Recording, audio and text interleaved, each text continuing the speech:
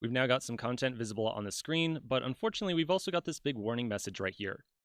So in this video, we're going to figure out what that warning message is all about and then fix it up. All right, so I want to show you two diagrams really quickly. The first diagram that we're going to look at is going to tell you what happens to our list when we are not providing a key property. So in other words, this is the situation that we are currently in, and this is not a good situation to have. So right now, if we were to say render our list of elements, so here's our list of elements right here, we've got all of our different friend objects, they would show up as some visible element on the screen of the device, and everything is pretty much a-okay. The issue starts to come whenever we start to change our original array of data. So let's say right here that we delete friend6, that object right there. If we delete that element or that object right there, you and I would expect to see friend6 disappear from the screen. And I can tell you without a doubt, friend6 would disappear. The issue when we don't provide that key is how our list gets updated on the screen. So if we do not provide a key, the way that React Native updates our list is it deletes everything visible on the screen. So it deletes friend 1, 2, 3, 4, 5, 6, and 7 entirely. It then looks at the new array of data and renders a single element for each one. So we'd end up with a situation like this right here. So the downside to this approach, just to be clear, is that React Native has to delete every element on the screen related to our list, and then rebuild the entire thing from scratch. That's not ideal. We don't want React Native to rebuild an entire list just because we made one little change to our array of data over here. What would be ideal, what we do want, is for React Native to detect that we deleted specifically that object right there, and we would want it to delete just that element, just friend6, and then essentially move up friend7 like so.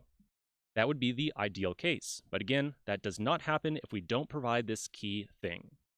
So let me now tell you what happens if we provide the key. And I know we haven't really explained what the key is just yet, that's what I'm going to tell you right now. Okay, so the idea behind this key property is that it allows React Native to kind of track these different objects and detect when we delete one of them. When we delete one of these objects, React Native can then very easily say, oh, okay, I see that maybe we just deleted friend with 4 right here, or friend 4 right here, and it would then need to just delete that element that has a key of D. And then it could just move up friend 5 like so, and React Native did not need to rebuild the entire list from scratch. So what's the idea behind the key exactly, now that we understand kind of what it does?